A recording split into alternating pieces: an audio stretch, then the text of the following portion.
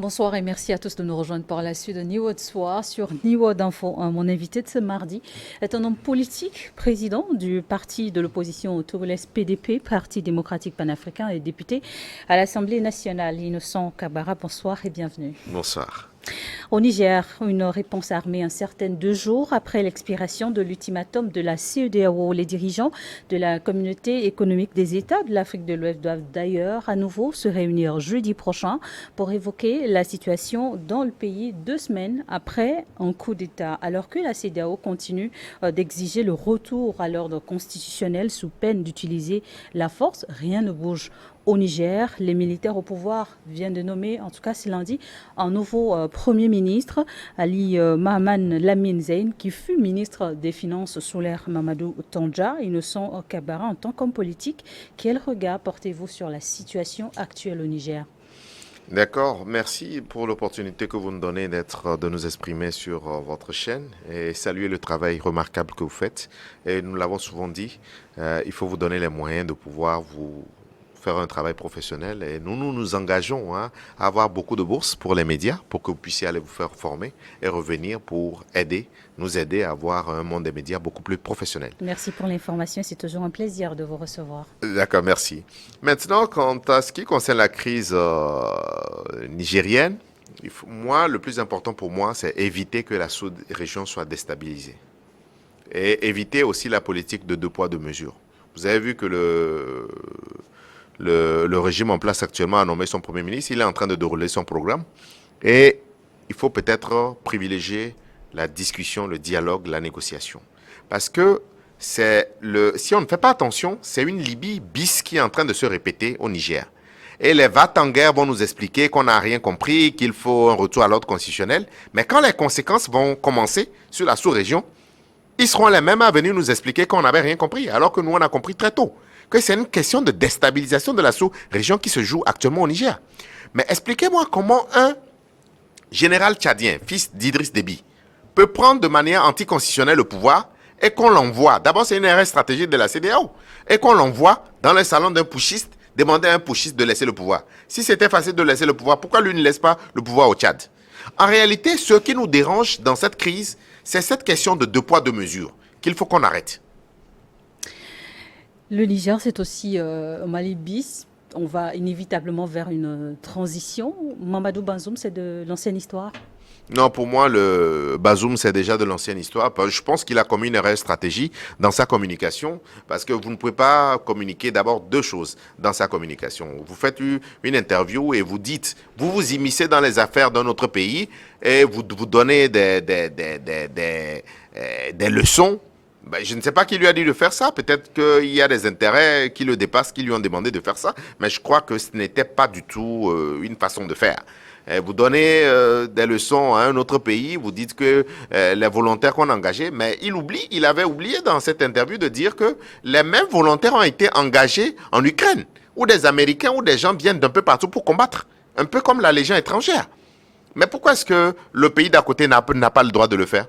Ça, c'est un. Deuxième chose, vous ne pouvez pas déclarer que vous, les djihadistes, sont plus forts que votre armée régulière. Ça, c'est une erreur de communication. Mais quand vous faites ça, comment est-ce que les militaires qui sont au front peuvent avoir confiance en vous? Mais peut-être que c'est l'une des causes de son départ. Parce qu'il faut rassurer l'armée. Il faut donner les moyens à l'armée. Il faut rassurer la hiérarchie militaire. Vous ne pouvez pas, en tant que chef d'État, dire que ces djihadistes sont plus aguerris que votre armée régulière. Moi, je pense que c'est une erreur de communication. Il a commis de petites erreurs. Je pense que ça lui a coûté son fauteuil présidentiel.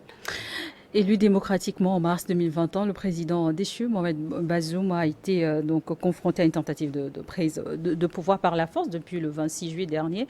Donc, vous estimez, en tout cas, d'après vous, que cette sortie médiatique en est pour quelque chose pour sa chute?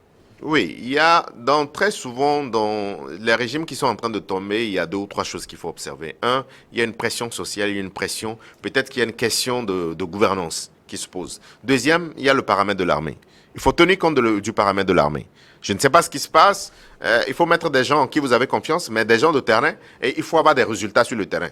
Si vous n'avez pas de résultats sur le terrain, à un moment, ces gens-là, ils vont se rebeller contre vous. Troisième chose, la situation géopolitique et stratégique.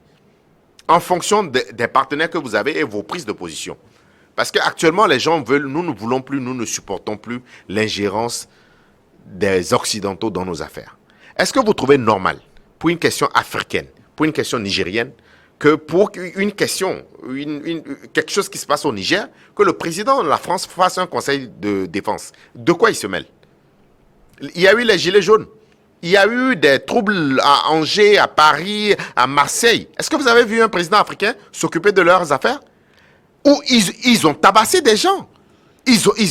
Mais la police a utilisé des moyens non conventionnels pour contraindre à revenir à l'ordre.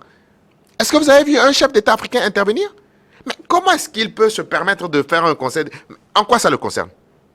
Laissez-nous, Africains, régler nos problèmes. C'est cette condescendance, ce paternalisme-là qui fait que on dit que la France perd du terrain, mais ils n'ont qu'à se poser la question, à qui la faute? C'est eux, c'est leur comportement. C'est leur comportement. Et quand vous voyez, laissez nos chefs d'État prendre des décisions au niveau de la CEDEAO. Arrêtez de mettre la pression sur les chefs de l'État. Parce que les décisions qu'ils prennent, ce ne sont pas des fois de bonnes décisions. Nous voulons une CEDEAO des peuples. Nous voulons une CEDEAO des peuples. Parce que ceux qui sont là-bas pour décider, ils décident pour nous. Donc, ils n'ont qu'à nous écouter. Donc, ce que moi j'aimerais dire, c'est ce qui complique le cas du Niger, parce qu'il y a de l'ingérence d'un certain nombre d'intérêts qui ne sont pas des questions africaines. Donc, laissez-nous régler nos problèmes. Pas d'ingérence dans nos affaires africaines. On dirait que le chef d'État... Et puis, c'est une certaine condescendance. Le chef de l'État actuel de la France, il a un comportement qui n'est pas correct. Il a un comportement qui n'est pas correct. Il faut qu'il se corrige. Parce que s'il veut avoir de bonnes relations avec les peuples africains, et nous aimons le peuple de France. Nous aimons les Français. Mais la politique française en Afrique doit changer. Si elle ne change pas, inévitablement, ce qui est en train de se passer, ça va se démultiplier. Parce que nous constituons une élite africaine décomplexée. Décomplexée, nous assumons et nous ne négocions pas de choses. Le respect. Nous n'allons pas négocier le respect. Ils nous respectent, nous les respectons. Deuxième chose, s'occuper de nos affaires internes. Même si c'était le Togo, j'aurais la même position. Qui ne s'occupe pas de nos questions internes. De la même manière, nous ne nous occupons pas des questions internes en France. Est-ce que quand vous voyez des crises, Ouganda, Kenya, est-ce que vous voyez des conseils de défense de la Grande-Bretagne? Mais c'est-à-dire que la France doit changer son comportement. La France doit changer son comportement. Et le comportement de la France complique même la résolution d'un certain nombre de crises en Afrique. Et à l'entame de son deuxième quinquennat, le président français a bien voulu une redynamisation des relations avec l'Afrique. Si nous voulons, vous ne pouvez pas, vous draguer une fille. Et c'est vous qui dictez. C'est vous qui dites à la fille, voilà, c'est la relation que nous voulons. Posez la question à la fille si elle veut de vous. Ce coup d'État militaire au Niger, c'est au moins le 5e de genre en seulement 3 ans, dans la sous-région ouest africaine. Est-ce que la démocratie d'antan, des années 1990, est désormais compromise sur le continent? Non, je ne crois pas qu'elle soit compromise, mais il y a une autre façon de faire la politique avec l'élite africaine. Comme je vous ai dit, nous sommes décomplexés, nous assumons, nous ne négocions pas le respect et nous ne voulons plus d'ingérence dans nos affaires. Mais nous, en tant que leaders responsables, nous devons prendre l'engagement de bien gérer nos pays. C'est la malgouvernance qui amène aussi aux crises. Nous devons prendre l'engagement de bien gérer nos pays. Si nous gérons bien nos pays, il n'y a personne qui va s'ingérer dans nos affaires. Nous devons gérer pour le mieux-être du plus grand nombre, pas pour une oligarchie. Quand vous prenez le cas du Sénégal, Macky Sall, c'est une déception. Macky Sall, c'est le président sénégalais qui a le plus emprisonné d'opposants. C'est le président sénégalais qui a tordu plus le cou à la démocratie. Parce qu'il dirige pour son clan et il dirige pour son système. Mais ce n'est pas normal. Mais si on avait fait ça, est-ce que lui serait chef d'État? Donc c'est cette manière de faire en Afrique qui nous amène des crises. Justement, selon vous, est-ce que l'art de faire de la politique en Afrique a changé? Elle a changé. Mais les gens doivent nous écouter, les gens doivent être patriotiques. Les gens ne sont pas suffisamment patriotiques. L'Africain, on ne s'aime pas assez. Et ce thème, je l'ai toujours développé. Il faut que nous puissions nous aimer, comprendre que nous devons léguer des pays prospères et nous ne devons pas, après notre gestion, laisser des États instables. Parce qu'il y a des décisions, il y a une façon de faire qui crée de l'instabilité dans 3, 4, 5 ans. Et c'est des crises que nous allons gérer. Et après, on s'étonne qu'il y a des coups d'État. Mais le comportement que vous posez, ça ne peut qu'amener à ça. Le comportement que vous posez, ça ne peut qu'amener à ça. Donc il faut qu'on arrive à se départir de cette façon de faire la politique, que nous puissions être patriotes, que nous puissions être des gens qui aiment d'abord nos pays et l'Afrique. Parce que nous, notre parti, c'est un parti démocratique panafricain. Nous, d'abord, le panafricanisme est dans notre ADN. Donc, nous devons faire en sorte de laisser des nations stables, faire en sorte que d'ici 30 ans, si nous ne le faisons pas, nous aurons échoué. Historiquement, nous, on prend l'engagement de le faire. Dans 30 ans, nous devons laisser des nations stables, des nations où il y a de l'alternance, des nations où il y a le plein emploi, où même les Occidentaux et les Asiatiques viennent chercher du boulot ici. C'est ce que nous devons construire. Le rêve togolais, le rêve africain, il est où? Nous devons construire des nations prospères pour que les autres viennent chercher de l'emploi ici. Parce que nous avons 3 avantages. Le premier avantage que nous avons, c'est la population. Nous avons une population dynamique et jeune, instruite. Le second, c'est les ressources. C'est les ressources. Le troisième, c'est que tout le monde nous fait la cour. C'est tout le monde nous fait. Ils ont tous besoin de nous. Dès l'annonce de l'ultimatum de la CEDEAO au Niger, risque de frapper fort par une intervention militaire. Le Burkina Faso, le Mali ou encore la Guinée se sont tout de suite allés derrière le Niger. Quelle est votre appréciation de cette réaction des voisins du Niger?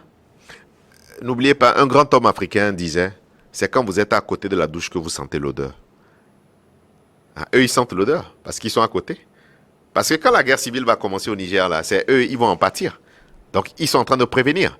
Mais il faut dire aussi qu'ils sont dans un courant contre toute ingérence des intérêts qui ne sont pas des intérêts des pays africains. Donc, ils sont solidaires du Niger, mais au même moment, eux-mêmes, est-ce qu'on peut leur faire confiance? Parce que, comme je vous l'ai dit, le militaire, quand il s'assoit, on ne sait pas quand est-ce qu'il part. Donc, ils sont solidaires du Niger. Moi, je suis totalement d'accord.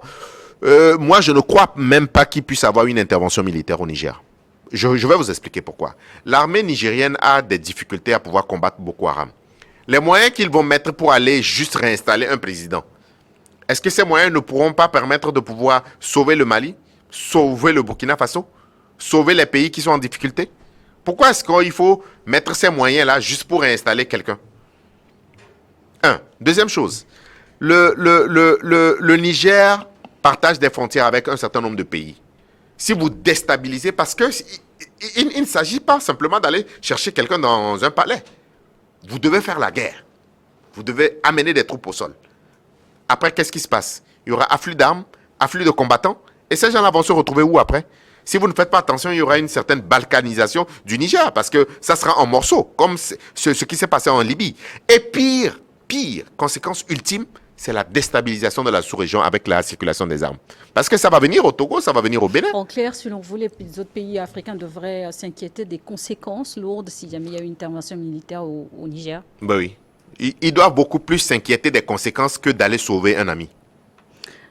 Le Mali, le Niger, le Tchad, la Guinée encore, sont aujourd'hui des pays dirigés par des militaires. Selon vous, cette solidarité entre militaires au pouvoir serait une solution également pour contrer le terrorisme au Sahel?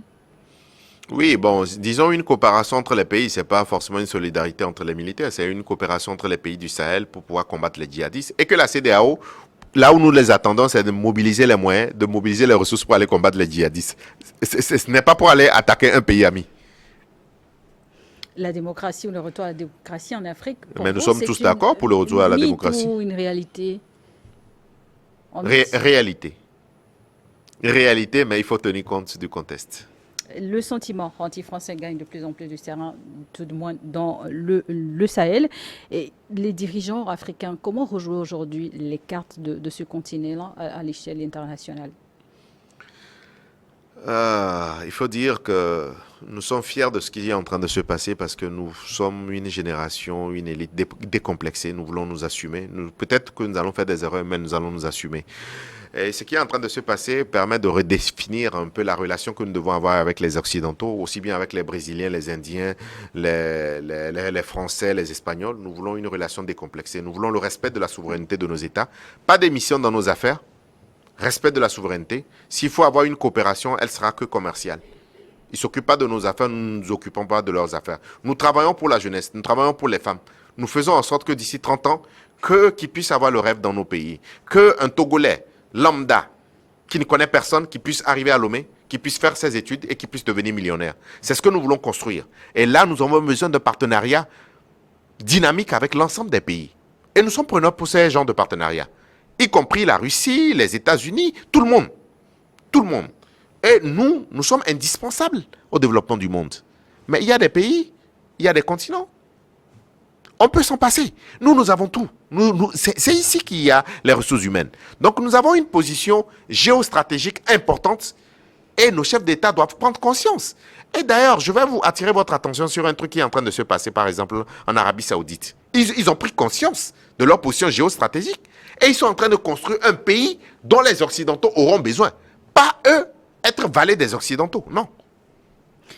Après le Mali, le Togo joue à nouveau sa carte de médiateur au Soudan, un pays en guerre depuis plusieurs mois déjà. Et vous prenez, vous également, en tant qu'homme politique, des solutions africaines aux problèmes africains? Oui, solution africaine, parce que nous connaissons, il y a la question culturelle.